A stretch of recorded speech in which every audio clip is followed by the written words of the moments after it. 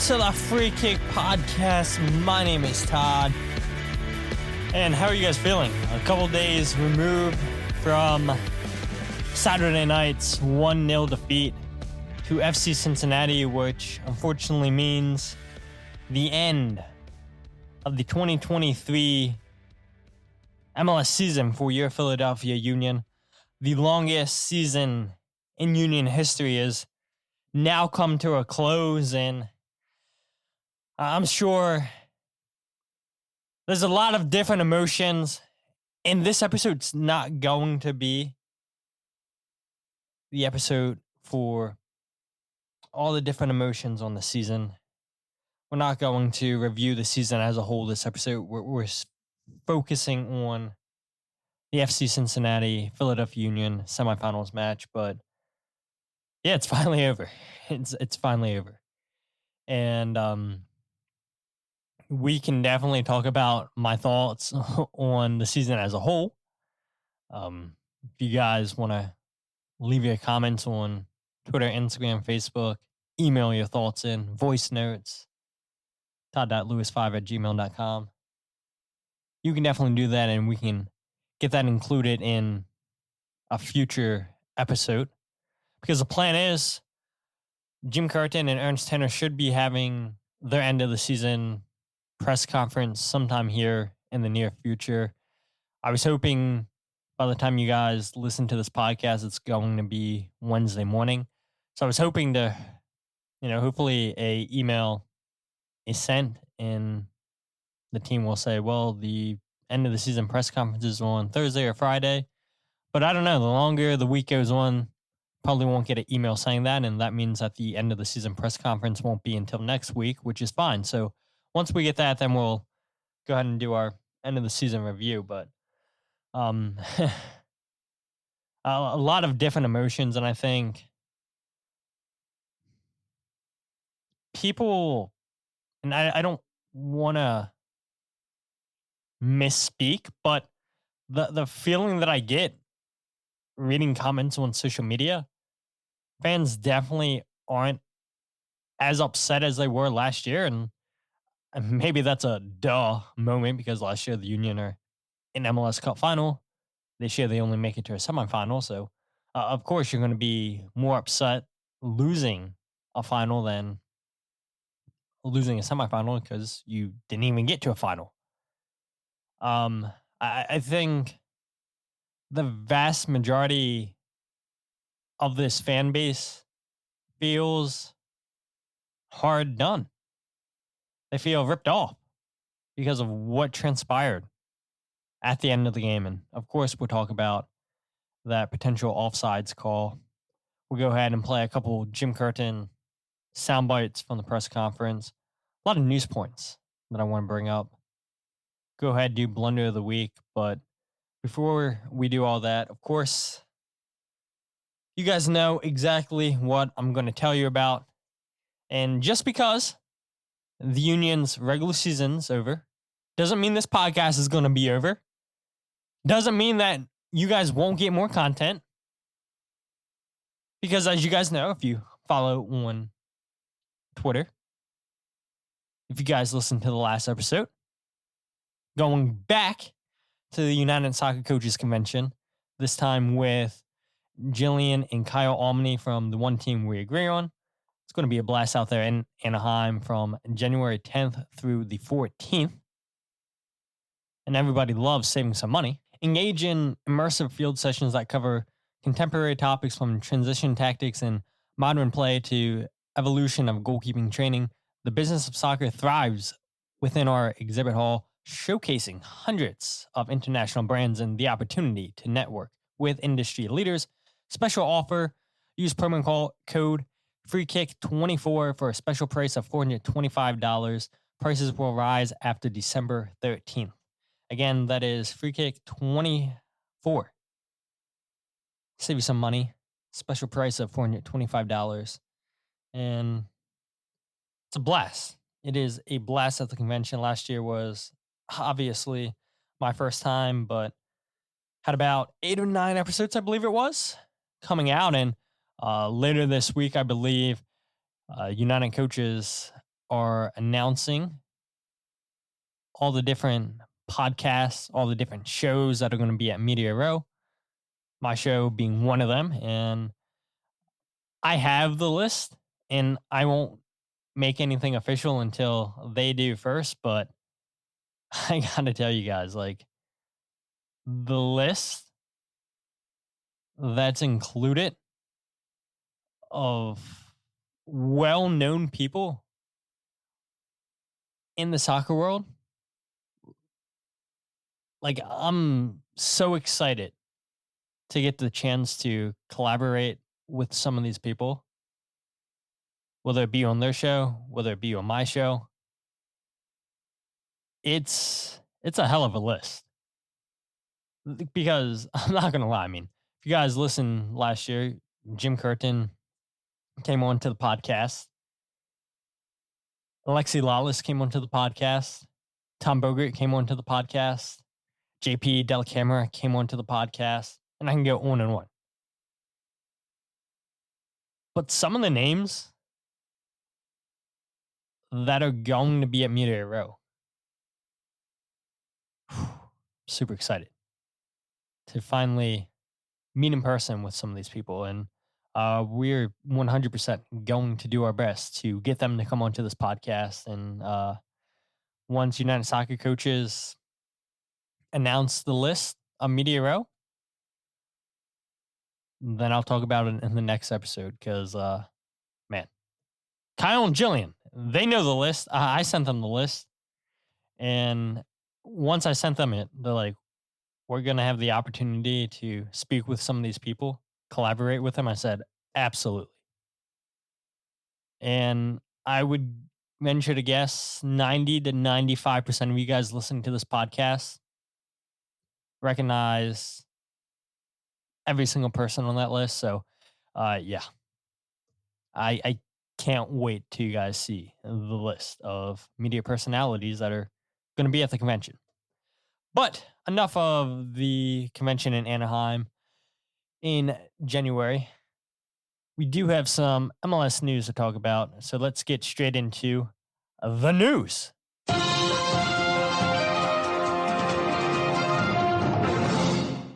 All right, so first off, let's go ahead and talk about Philadelphia Union 2. They have announced the signing of CJ Olney to a Union 2 contract.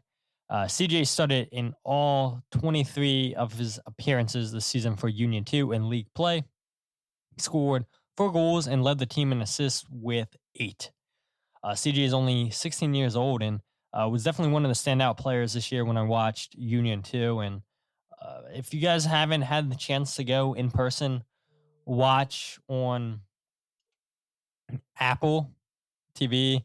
Believe MLS Next Pro's website showed some games this year. The Union have one of, if not the youngest squad in MLS Next Pro.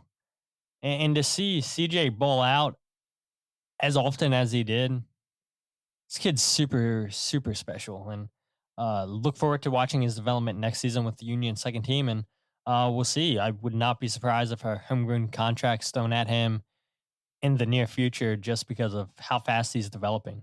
But moving on, Alan Pulido of Sporting Kansas City has won MLS Comeback Player of the Year.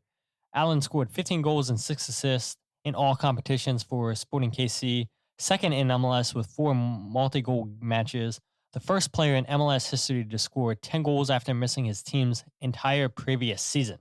And if you guys aren't aware of why Alan won MLS Comeback Player of the Year, well, that's because he missed all of 2022 with knee surgery.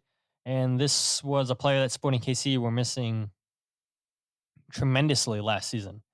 And I know it felt like the weight, they talked about the weight coming off his shoulders once he scored a goal this season. And then the goal started flowing. And this is a player that's good for the league, I think, as a whole. Very, very talented player. And I think if you start to make a list of top 5 best number 9s in MLS, I think most people would put Allen in their top 5. I don't think there's many number 9s in MLS currently that are better than him, especially if you're just judging strikers on the 2023 season. There's not many that come to mind. I mean, I could make an argument that he's better than Julian Carranza. Definitely had a better season than Julian, in my opinion. But yeah, top 5. I don't think that's a hot take. Maybe it is to some of you guys, but not to me. All right, moving on though. Pat Noonan has been announced as MLS Coach of the Year. No surprise there. Waiting for Chris Albright to be announced as the GM of the year. That's eventually going to happen. Lucho Acosta wins MLS MVP.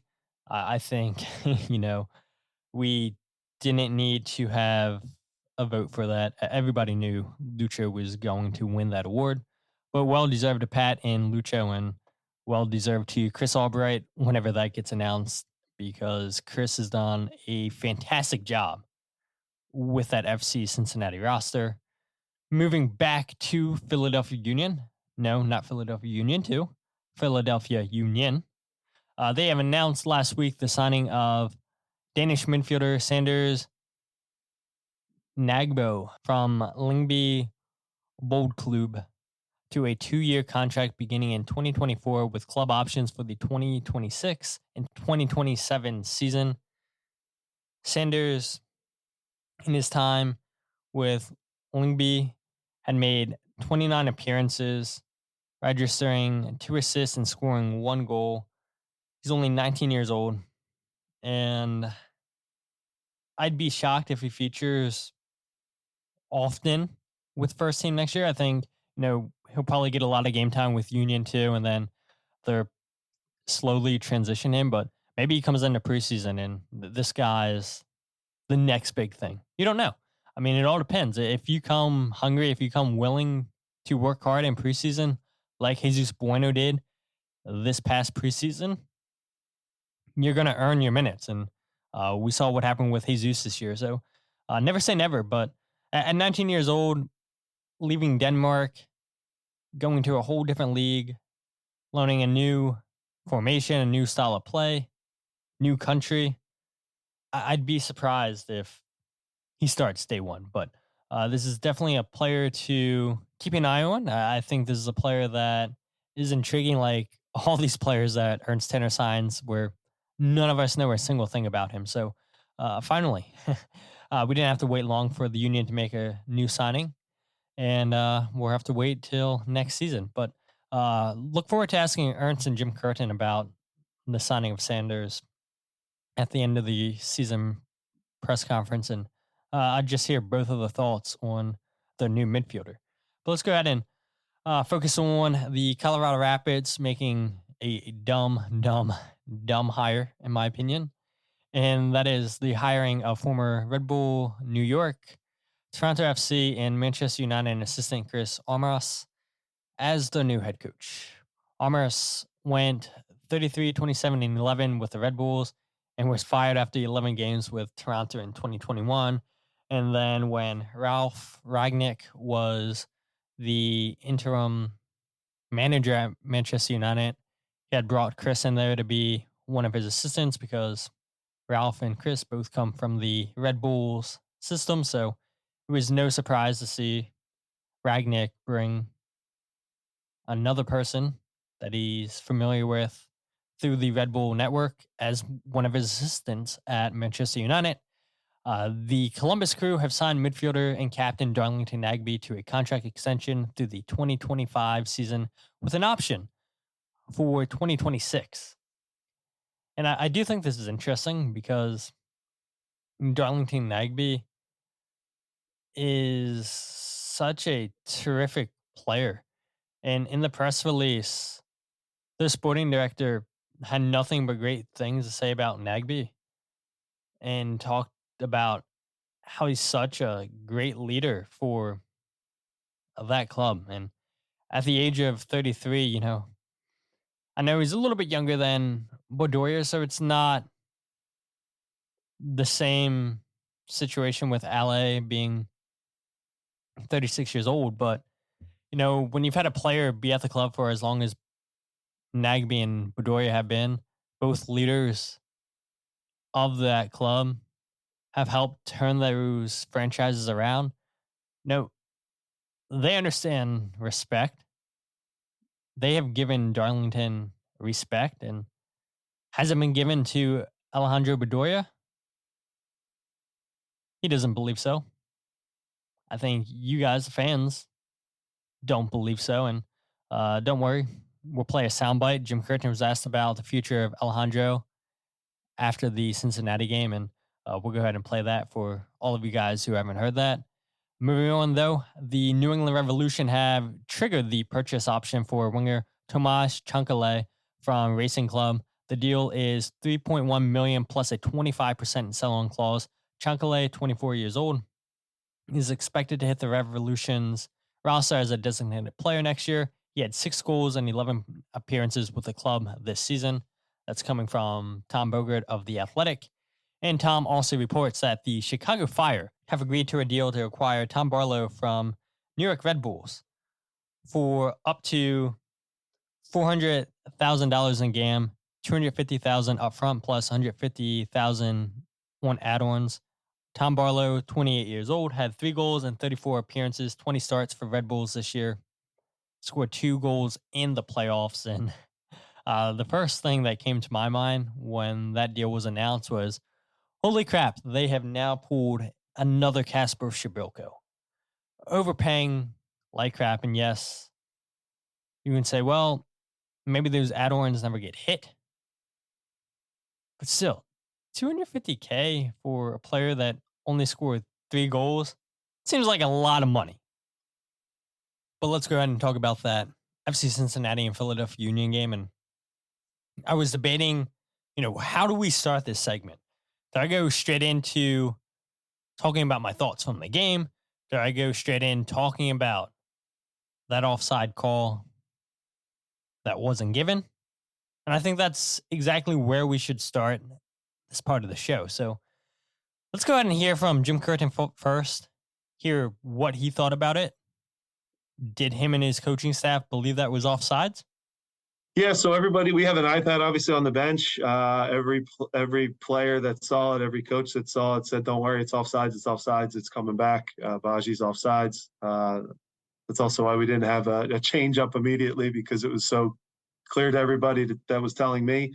So look, again, I think the word that we got from the center referee was that they did review it and it was deemed onside. So look, they don't have to answer any questions either. So I'm the one that has to sit up here with my season being over. They just get to leave. And again, the whole night, now I'm doing what I didn't want to do, is complain about the refs. But yeah, it's a tough ending to a season. I'll just put it that way. Yeah, Jim's right. I mean, it's my first thought is, how don't you go to VAR for such a close call? A goal that, is going to determine this game, because it was scored in the 94th minute. There was only 96 minutes played in this game. 6 minutes of added time. And you don't go to VAR? I mean, how are you going to let just such a big moment go unchecked? And we only got to see 2 angles from the broadcast. And from the broadcast, it looked like Ian Murphy was offside. When the play happened, without seeing any replays at first, you're like, well, this is a good goal. It's a goal. It sucks. And then you hear Danny Higginbottom saying, I don't know. This, I think, is going to be checked by VAR. And then they show the second angle, and it's the one that went around on social media. Ian Murphy definitely looked offsides. And I know there's an account out there that does trigonometry, and they try to get the measurements right. And they said that Ian Murphy was, in fact, offsides by 3 inches from what they can tell. And is 3 inches really that much of a difference? probably not. But it is offsides. I mean, he's offsides by 3 inches, and by the letters of the law, offsides is offsides. And the fact that you don't go to VAR says, we have a different angle. We checked, it's good. No need for you to look at the monitor. And before I was recording this podcast, I saw Paul Tenario from The Athletic tweet it, for what it's worth. Not sure if this is out there already, but from what I'm told, the angle we saw on the broadcast was what VAR called the definitive angle to make the call on Saturday night. There was not another angle. And the referees, and from what we were told, was, VAR has another angle that the broadcast doesn't have, that the broadcast didn't show. And Kevin Kincaid summed this up perfectly. He said this is the equivalent of, trust me, bro. Yeah, 100%. I mean, how are we supposed to trust you? Why should we take your word that, we have another angle that you guys don't have, you guys don't get to see? Just trust us that he's onside. No. Kevin's right. The NFL, MLB, NBA, they all have what seems like hundreds of camera angles. And MLS wants to be taken serious. Yeah, we're only going to show you two angles. In such a decisive moment from this game. Yeah, just trust us. It's onside. That's Bush League. And I'm not saying this because I'm a Union fan. I cover the Union. No, I would have said the same thing for any team that this happened to. How do you only have 2 angles? And if I'm correct, and please somebody correct me if I'm wrong, but when it was announced that MLS and Apple were partnering up and Apple was going to be the new broadcast partner, didn't Apple say they're going to have multiple different cameras, more cameras than they've ever had in MLS before? Didn't MLS brag about that? And you mean to tell me we only have 2 angles? I mean, that is really, really poor. And now for Paul to come out and say, yep, the definitive angle that VAR said they had is the one that we saw on the broadcast. And you mean to tell me, from looking at that, you determine, yep, he's onside. It's clear as day to everybody that he is not onside. And you can't be taken serious as a league. You cannot be taken serious as a league with only 2 angles. And I hear all the different conspiracy theories. Oh, well, MLS already knows who they want. The ratings. And don't even get me started on the ratings.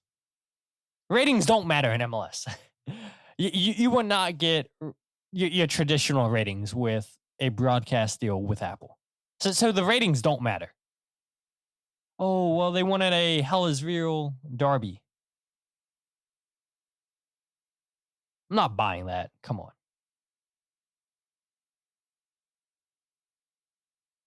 But you feel so hard done.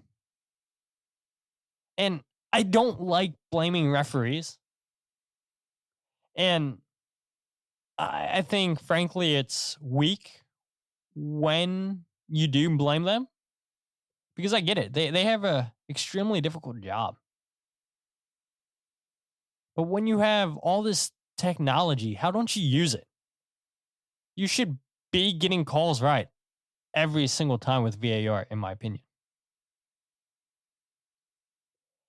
And I also think that it was pretty clear from the beginning of this match that Ismail Elfath, the referee in the game, I think he wanted to make this game about himself. I mean, look at the early yellow card that he gave to Damian Lowe in the 10th, 11th minute, I think it was, in this game, for a clean tackle. No wanting, no talking to, straight yellow card. And now Damien has to play passive. He can't play his aggressive style that he likes to play. Changes the whole dynamic of his play style. Yerson Mosquera had flopped in the first half, acting like Julian Kranzai had hit him in the face, trying to get Julian sent off. When in fact, it should have been a yellow card for embellishment. I mean, it was so clear. Yes, Julian gets a little touch with his elbow, but he does not elbow you in the face, and you're rolling around on the floor like you've just been shot.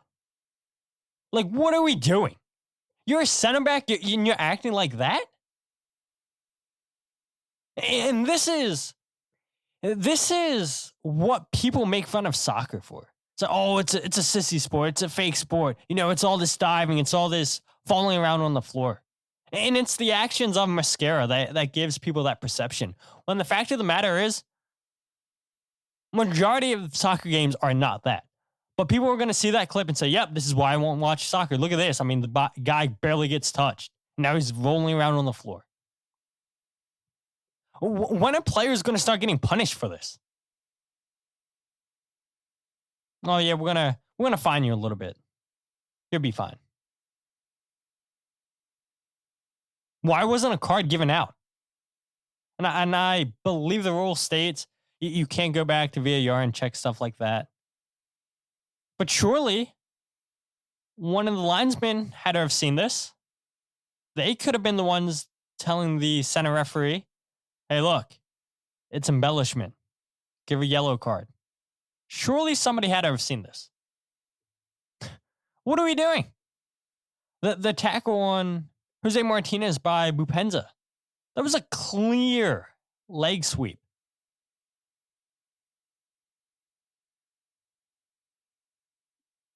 That's a potential red card. And I know that Bupenza got a yellow card for that. But look at Jose Martinez. He couldn't even continue in this game because of that tackle. Bupenza doesn't even come close to getting the ball. The refereeing was piss poor in this game. So piss poor. And I think my biggest issue with the no call not going to VAR to look is the inconsistency of VAR sending referees to the monitor. We've seen far less controversial calls this year in MLS sending referees to go look at goals than what we saw Saturday night. Where's the consistency? Shouldn't all goals, especially big moments like that, towards the end of the game, like I said, you knew that goal, if it was going to stand, was going to be the game winner. Why? Why aren't we going to VAR to check this? I feel like we see it all the time in the Premier League. Checking VAR for a goal. Checking VAR for goal. We've seen it multiple times this season in MLS. And we're like, it's a clear and obvious goal. Why are we going to the monitor? Why are we delaying the game? And to not even look. It's a shame. But let's not even talk about the offsides call not given. Let's talk about the defending on that set piece. It was horrible. It was some of the worst set piece defending I think I've seen by the Union in the last couple of years. It was really, really bad. 4 players look clueless. Lowe, Harriel, Bizo, and Elliott. They're 4 defenders. They're all just standing bunched up at one point. You have Lowe at first. Before this goal was scored, he fouls Dominic Badji. It looks like Damian Lowe got the ball, but they say nope, it's a foul on Badji. And the good thing about the foul is it's basically at the halfway line. It's if you're going to foul, that's where you want to foul. And then Lucho plays the ball left to Alvaro Barrial. He sends the ball into the 18-yard box. And Bizo's caught on the complete wrong side of Ian Murphy. Harriel doesn't follow the run of Mascara. And then Mascara is able to take a touch and then shoot bottom corner, and it's a goal. And if you guys haven't checked out my goals breakdown video yet, which, I know not many of you guys are going to check out that video because it's not going to change the outcome of the game. The Union lost. What do you guys need to see? I hear it. I understand. But it's just really, really poor defending. Like, what are we doing? What are we doing on this set piece goal? It's so bad. It's so bad. And, yeah, it hurts. It hurts that the Union gave up that goal. It hurts that it came off of a set piece, something the Union have been well at defending this season.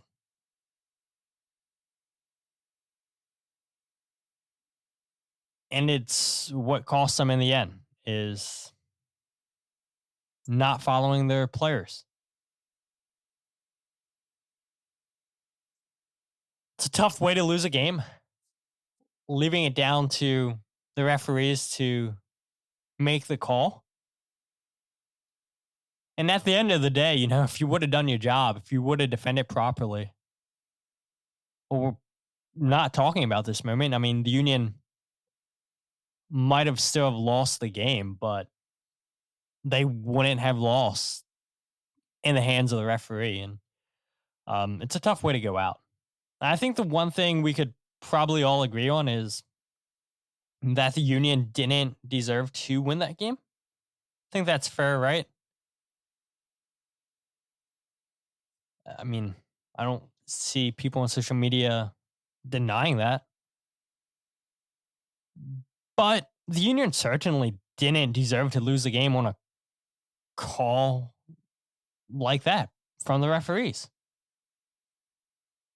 But if you look at the game as a whole, the Union didn't do anything to show that they deserved to win this game. They didn't.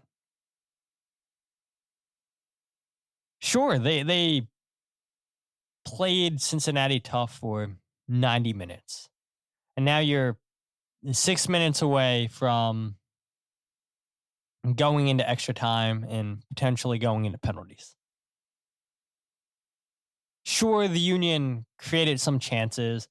The Mikal Ua one being the biggest miss, where Daniel Gazag, again, broke this down in my goals breakdown video, youtube.com/freekickpod. Gazag makes that run. Ian Murphy leaves Mikal Ua, which allows Mikal to breathe free and just completely blast the ball over the crossbar. It's a great ball in by Jack McGlynn, and it comes off of a throw-in from Olivier Bizo. It's a chest down by Mikal Ua. Ball finds its way to Julian Kranza. Kranza finds Jack McGlynn. McGlynn goes left to right with a cross, and Mikal can't find the target. It's a wasted opportunity. The biggest chance of the night for the Union. And you don't even hit that shot on target. Not good enough. I know Nate Harriel had a good shot that Celentano saved easily in the second half, but that shot was probably never going in because when you watch the replays, the ball was covering way too much to Celentano. It's a great hit by Nate. It's a good job for him getting open. Bad marking by Junior Moreno, the defensive midfielder for Cincinnati. But overall, the Union just didn't create many great opportunities in this game. which is even more disappointing when you think about it, because there was no Arias, no Woberdo, and no Miazga in this game for Cincinnati. And yes, Cincinnati are a really well-disciplined team defensively, but you lose two players in the spine of your team. One of your best midfielders, probably your second best midfielder. Lucho is your first. Your best defensive midfielder by far. One of MLS's best defensive midfielders, in my opinion. Miazga, defender of the year. You lose him. You lose people down in that spot. I say it all the time. If you're building a team, you want to focus on that spine, your goalkeeper, two center backs, defensive midfielder, and then focus on everywhere else on the field.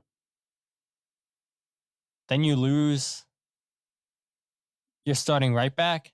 And so you're playing Ray Gaddis at right back. And, he's done it before. Alvis Powell is playing as one of your center backs. Nick Haglund, too, was not playing in this game because he's injured.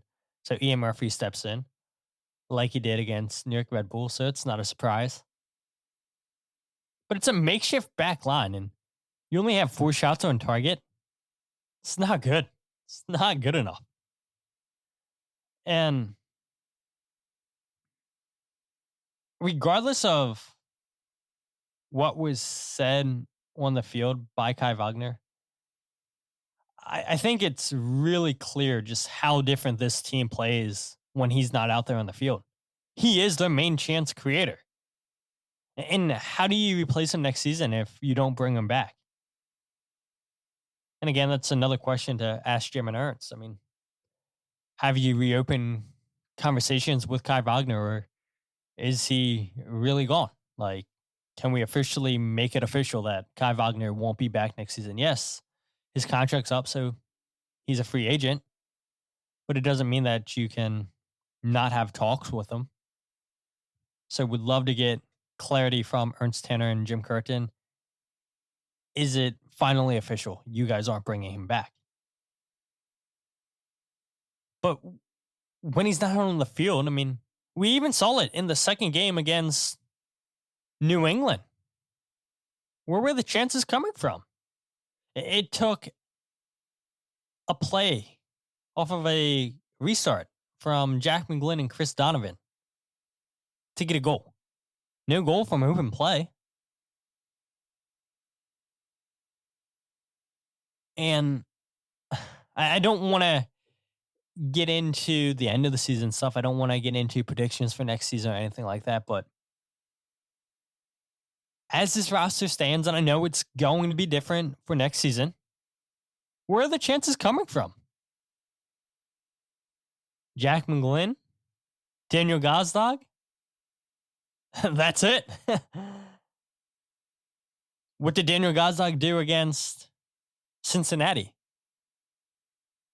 Not a whole bunch. Yeah, he had that movement that I think a lot of people are going to ignore. It's a great run by Daniel to pull Ian Murphy off of Mikel Ua. That's why I highlighted that in the goals breakdown video. That's something that needed to be highlighted. Because he does a lot of good that doesn't get highlighted on the stat sheet. Does he create as much as Lucho, as Carlos Heel? No. Do you want him? Does he need to create a little bit more?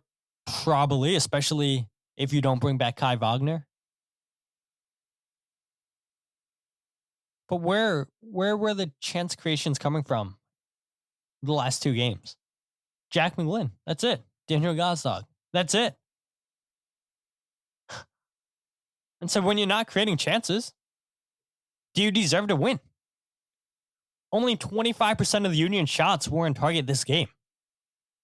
And that's lower than their season average of 32.5, which, by the way, isn't that the whole story of the Union season? They couldn't finish. They were so inconsistent with finding the back of the net, hitting shots on target. I think, and again, we'll look at the numbers and everything at the end of the season. episode. I think the Union create enough, but they're just not finding the back of the net. They're not hitting shots on target. They're not testing the goalkeeper enough. When you look at the last 5 years, the average shots on target percentage is 37.18 for the Union. 32.5% for 2023, like I said. And they were lower than both of those numbers against Cincinnati. 25% of the shots on target. Not good enough. You had 16 shots. You created chances.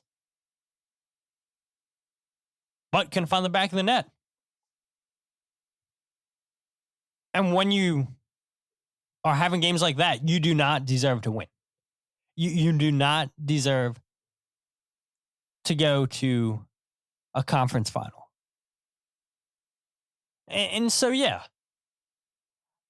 maybe that mascara goal is ruled offsides. The Union probably are still going to lose this game, in my opinion. And I know you're probably saying, well, you never know. Like, anything can happen in penalties if the game goes to penalties. But, the Union just couldn't capitalize on the chances. So, I mean, you watched 96 minutes of Union soccer. What convinced you that if this game would have went into extra time, that the Union would have found the back of the net? Nothing convinced me. I was surprised that it took Cincinnati so long to score, if I'm being honest.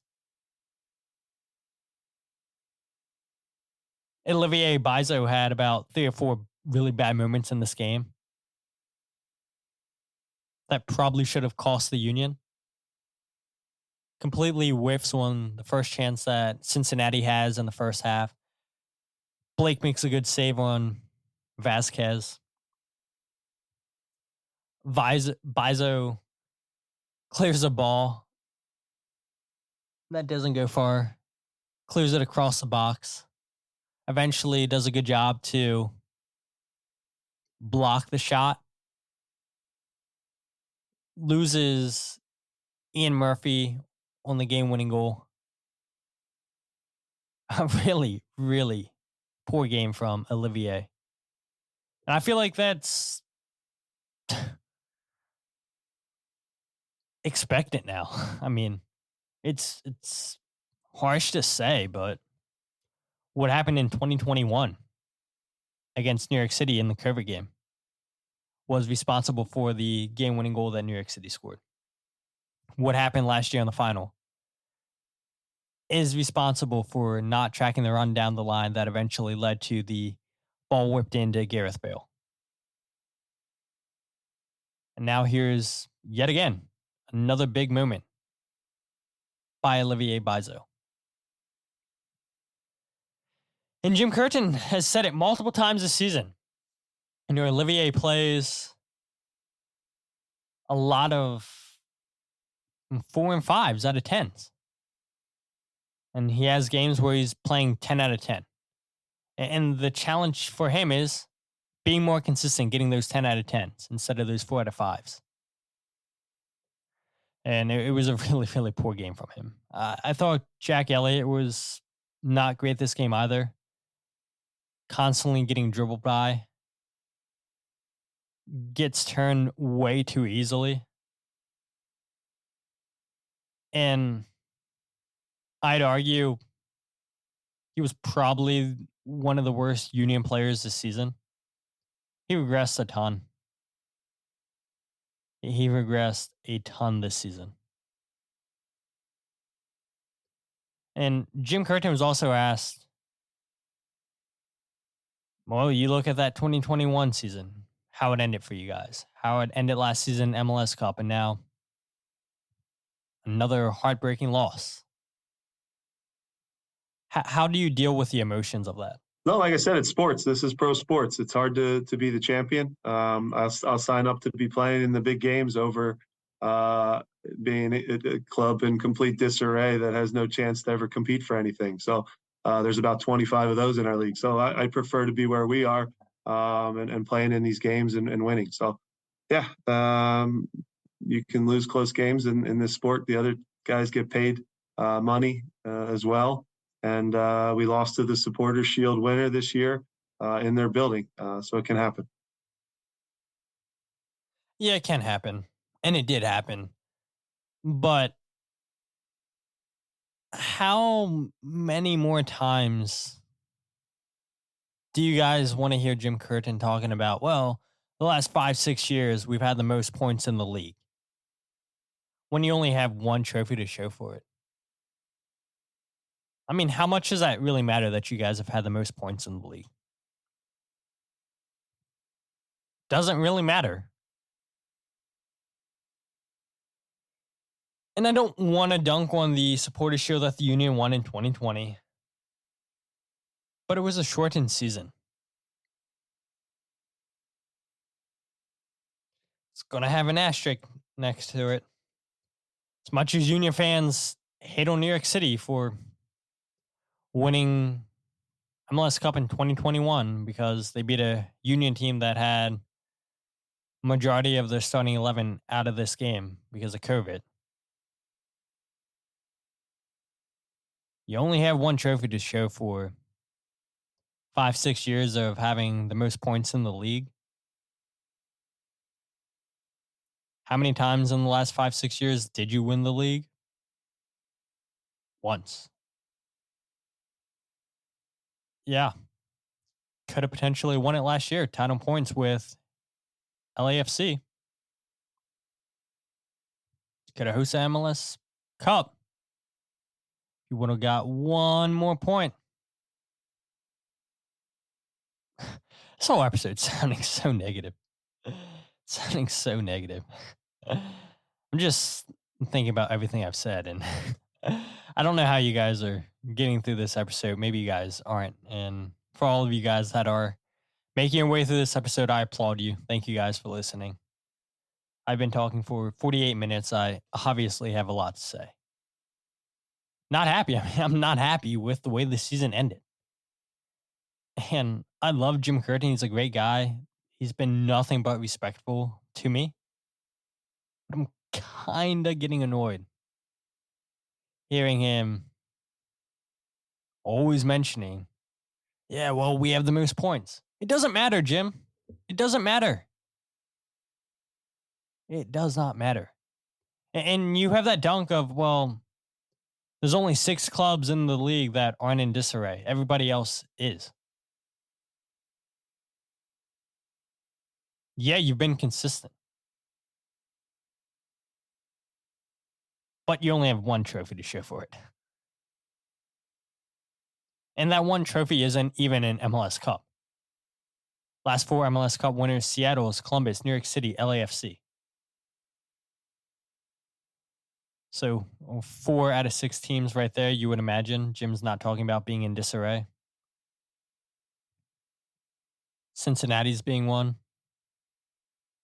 And I guess you assume he's talking about himself there.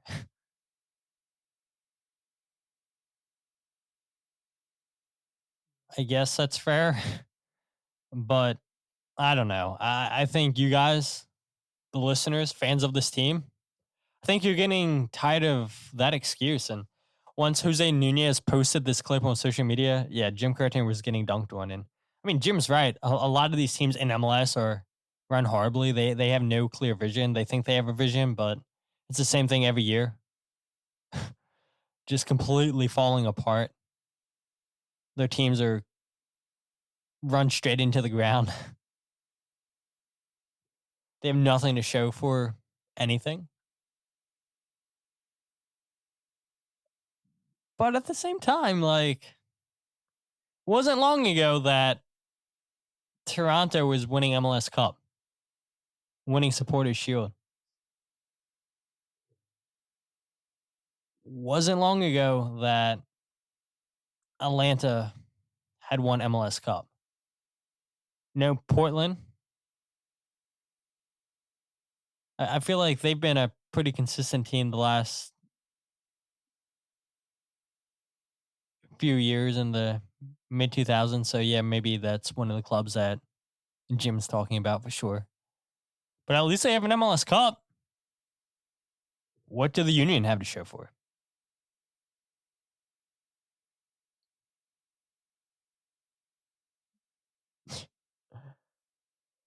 Oh, man. Getting annoyed. So let's go ahead and move on to the last thing I want to talk about. Last soundbite I want to play. It's Jim Curtin's comments on wanting Alejandro Bedoya back next season. Look, I've been on record a million times. Alejandro's bigger than anybody that's ever been at our club, myself included. He's bigger than anybody. He should 100% be back. His talk and his play on the field speaks for itself. I think anywhere in the world, the head coach would have a say in what's up with his captain. I think there was a miscommunication for sure. So we'll see how that plays out. But I think it's the reference to the changes that you're talking about. So again, we'll see what happens. Alejandro's given this club everything. Our guys put a ton into the game again. And it hurts right now in the immediacy after a tough loss. But I think you guys know where I stand as the coach with Alejandro. Yeah, and the first takeaway I took from that is, Jim Curtin's 100% taking a shot at Ernst Tanner, taking a shot at ownership. And is there trouble brewing between Ernst Tanner and Jim Curtin? On record, Jim has praised Ernst Tanner plenty of times. Says he enjoys working with him. They have a good relationship. But, again, going back to what I was just talking about, where you only have one trophy in the last 5 years. Yeah, you're being consistent. Yeah, Ernst Tanner has taken this club further than they've ever been before. They've started winning playoff games. Something the team couldn't say before he got here. So yeah, Ernst Tanner will always have that. But what trophies do Ernst and Jim have to show for? Just one. And for Ernst Tanner not to show the respect that Alejandro deserves, because he does deserve the respect. I mean, you heard Jim's comments. He's bigger than anybody that's ever been at the Union, including Jim Curtin himself. It's a pretty bold statement right there. And he's not wrong. Alejandro's changed everything about the Philadelphia Union. And he wants to come back for one last season. And you don't want to? And Jonathan Tannenwald talked to Ale after the game, and Ale's like, I have all these stats that proves that I haven't regressed, that I'm still producing. And he's not happy with how this situation's being handled. And maybe something changes. Maybe Alejandro comes back next season. I'm 50-50 on that. I know there's some fans out there that believe that, oh yeah, he'll definitely be back next year. But I don't know. I mean, Ernst Tanner is a stubborn guy. Yeah, I'm sure he hears all the cries on social media. I'm sure that he saw multiple players have reposted on Instagram for the support for Alejandro Bedoya.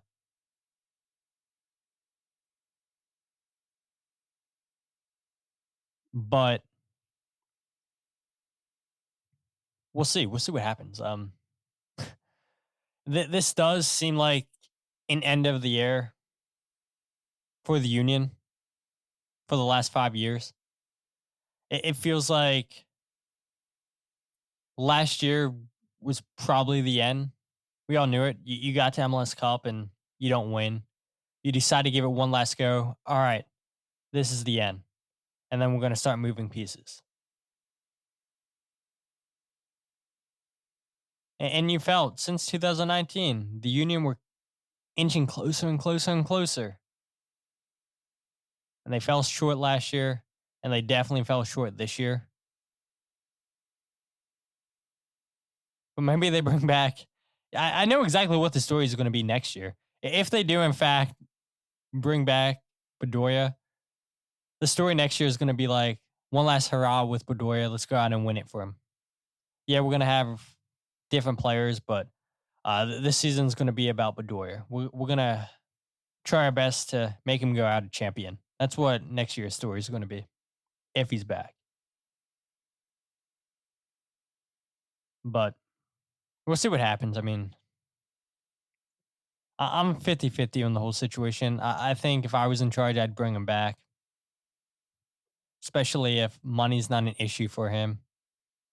If he is indeed okay with taking a bench role, not being a starter every single game. He clearly has the respect of every single player in that locker room. They all want him back. And I think that's pretty telling. If every single player on your team wants him back, if they're all in support of bringing Alejandro back, if Jim Curtin and his coaching staff all want him back, why not do it? So it is definitely one to keep an eye on. We'll see what happens. Let's go ahead and quickly end this podcast as we're approaching over an hour. I'd be lying if I said, yeah, I didn't expect this podcast to go that long. Of course I did. I'd be kidding you guys if I didn't expect that to happen. Start with 3-1. Number 3, Jose Martinez, 2 out of 2 tackles won, 6 ball recoveries, 6 out of 8 ground duels won. He was fouled 3 times this game. He gave up 0 fouls. Like, when's the last time? And I probably should have looked this up. I know Kyle Almany is going to look this up now, and he'll text me and say, well, I looked it up. Jose hasn't given up a foul ever. I'm sure he'll say. 0 fouls, not given up. That's really impressive from Jose Martinez. He shut down Lucho. Lucho didn't make an impact in this game at all. Jose did a really good job man-marking him all game long, shadowing him. The Union, for the most part, did a good job keeping Cincinnati quiet. It was just one issue, one stupid issue on a set piece. So Jose Martinez, number 3 on the night. Number 2, I would say Daniel Gazdag. 3 chances created, 6 passes into the final third, 8 ball recoveries, 4 out of 7 ground duels won. Yes, I know I was talking about earlier, Gazdag didn't do much in this game, but he did create 3 chances and didn't really have any chances himself to score. But he did create, and the Union couldn't find the back of the net. So we talked about where the chance is going to come from, and it came from Daniel Gazdag and star number 1, Jack McGlynn. He also had 3 chances created, 8 passes into the final third, 4 ball recoveries, 1. But I think those 2 were the best players just because they created chances. And, you can play great defensively, but, you got to find ways to get the ball in the back of the net. You need chance creators. And Daniel and Jack were the biggest one of the night, with Jack McGlynn playing the biggest chance into Mikal Uhre in the first half. And, well, what you guys blame Mikal for the whole season. Can't score. Well, he proves you guys wrong with not putting the ball in the back of the net. But let's go ahead and talk about Blunder of the Week. So I got one nomination that I thought was really, really good this morning. And it's something I hate. I hate so much. It's not going to be Blunder of the Week, but it probably should be. But I think the officiating from MLS this week was even worse. But one thing I hate is when people steal your content and it didn't happen to me this time. But it did happen to my good pal, Jose Nunez. And when that happens multiple times in a row, and it's been multiple people that have taken his content without giving him credit. And I'm not going to name names. And maybe some of you guys are like, well, you should name names. It gets really annoying. It's like, come on. What are you doing? How hard is it to give credit to somebody? Okay, they beat you to something. Give them credit. Oh, because they beat you. Nope, I'm not giving you credit. Oh, because you're not as big as me. I'm not giving you credit. Like, what are we doing? Grow up. Get a hold of yourself. What are we doing? People think way too highly of themselves. What are we doing, people? But yes, blunder of the week. I told you guys it.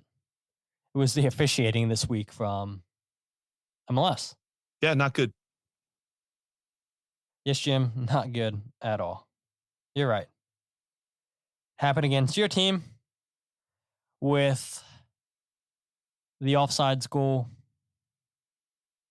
And happened in the LAFC and Seattle game where Seattle couldn't get a call to save their lives. And then it happened with a massive handball call against Houston Dynamo. Should have been a penalty for Sporting KC. A clearance off the line with a hand. And you don't give that as a penalty. I told you guys I hate blaming referees. I know it's a hard job. But when we have this technology, why are we getting it wrong? Why aren't we using this technology? It's why we brought VAR into the game. And now it's kind of at the point where VAR is making soccer worse. It's like, let's get rid of VAR. Let's just go back to having the officials make the call. Because when you're not going to use VAR, what's the point of having it? Oh, man. It's hard to be an official. But it's even harder to not use the technology that's at your disposal. Come on now. But yeah, that's it for the podcast. So thank you guys that have made it all the way through.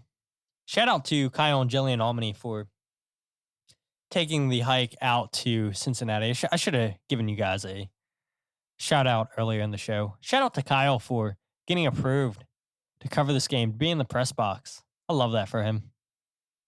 Him and his wife Jillian do such great work with the one team we agree on, and it's been a real big pleasure of mine to grow close to both of them, to travel out to Colorado with them, to be in the press box with Kyle out there, go up to New Jersey with both of them, go down to DC United. Some of my greatest friends.